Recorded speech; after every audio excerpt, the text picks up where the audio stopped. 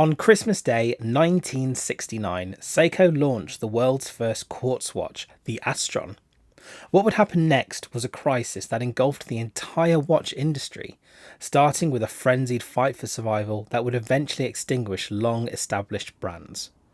Within 13 years, the industry had dramatically and substantially changed, the result of which cost around 66% of the industry's employees their livelihood, toppling a monopoly in global watchmaking that had lasted since the turn of the 20th century. Today, we will be looking into the quartz crisis.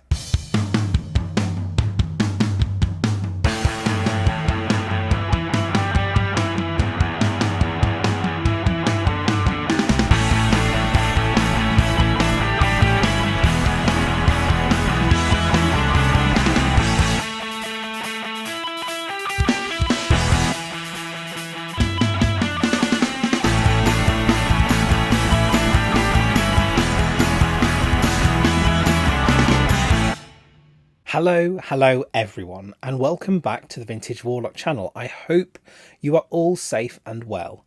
Today we are going to be looking into one of the most, if not the most important economic event in the entire watch industry, the quartz crisis. If you find value in this video, please consider giving it a like. But for now, let's begin. From the turn of the 20th century, there was one place you wanted to go if you had any aspirations of working in or buying a watch from the industry, and that was Switzerland. It's estimated that around 95% of all watches sold worldwide came from the European powerhouse.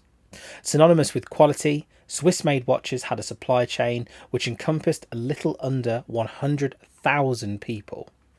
From state-owned enterprises to large corporate Goliaths like Rolex and Omega, this carried on until the 1970s, and when the bubble eventually burst, well, it would be in a big way. As we mentioned in the intro, in the beginning of December 1969, it was the month and year it had all began.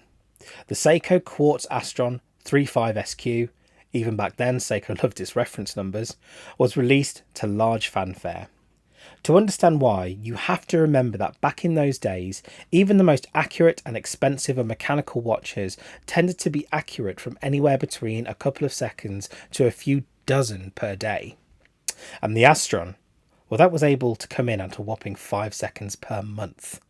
This, along with Seiko's patented research, led to a huge and dramatic surge in popularity, with more and more consumers wanting a piece of the future. Seeing a gap in the market and a spike in consumer demand, Seiko doubled down on the strategy of marketing based all around reliability and accuracy over the Swiss strategy of craftsmanship and luxury. Further to this, Japanese watchmakers such as Seiko, Casio and Citizen made their watches appeal to younger and more modern generations. Coupled with the robust and tough build quality of the Far East, it would really start to give the Swiss a run for their money. And you better believe that on the Swiss side there was genuine panic.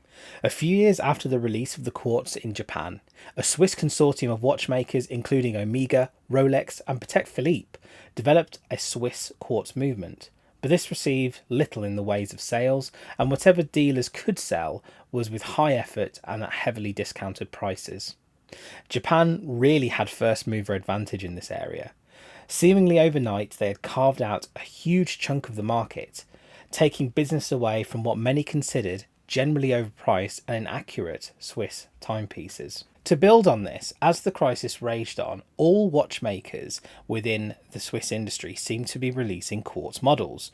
Makers such as Omega, Rolex, Hamilton and Longines all released quartz movement watches to mixed results.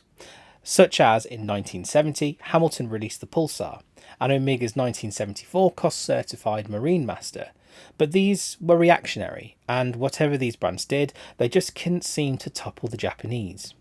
And by 1977, Seiko had become the world's largest watch company of $700 million, having produced around 18 million watches. With Swiss identity and its economics in a state of ruin, the watch companies and banks turned to one man to begin the gargantuan task of fixing a broken industry. Swiss banks commissioned Nicholas George Hayek, a management consultant and self-styled creative thinker, to find a road out of the crisis. His first move was to combine two of the largest watch groups in Switzerland, the ASUAG and the SSIH, the result of which was a brand you may be aware of, the Swatch Group. But that's not all. Following the Quartz and automatic movements that were built in plastic cases and launched in huge numbers to the international markets, next was his unique take on marketing. Revolutionising the industry, he pursued a proactive marketing strategy that was an extremely unusual move for Swiss watchmaking in the industry. Swatches were flat, light, colourful and shrill. Hayek himself decided the designs that would go into production, and suddenly Swiss watches had a direct competitor brand for the Japanese Quartz. By default, this split the Swiss watchmaking industry into two distinct categories. First, you have the trendy, affordable fashion, and secondly, you have the high-end quality horology. To this effort, Hayek created the Hayek Pyramid, something which you still see in the Swatch Group today. Hayek revived brands lost in the crisis and revitalised struggling ones, with a foundation centred around luxury brands such as Longines and Omega, and branching outwards.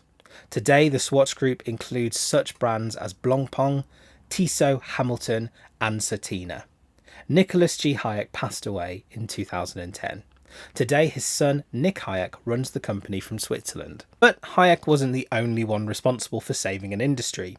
A young businessman by the name of Jean-Claude Biver bought the rights to Blancpain in 1982 and then joined Hayek and his team. With Blancpain and later Zenith, Biver relied on luxury mechanical movements, promoting the longevity, craftsmanship and luxury elements to watch ownership. Essentially, his philosophy was one of personality and beauty, something which transcends the actual function of a timepiece, and I think we all agree. Today, this mantra still holds sway with many luxury brands. After all, we are emotional beings, and buying is largely based on our feelings towards a certain project or service. Today, Biver is a non-executive president of the watch division of the French LVMH, a conglomerate of three watch brands that you may have heard of: Tag Heuer, Zenith, and the much maligned Hublot. Today, watchmaking in Switzerland doesn't just live on, it thrives, and this is largely thanks to the efforts of Hayek and Biver. What makes this even more outstanding is that it wasn't just against all odds. It was practically impossible. The watch industry in Switzerland was dead and nearly buried, but the work of these two businessmen went a large way to reviving it. Thanks to them, we can still enjoy brands that otherwise wouldn't exist anymore. The likes of Blancpain, Tissot, Hamilton, Omega, Longines, Mido, Tag Heuer and Zenith all owe their continued success directly to them.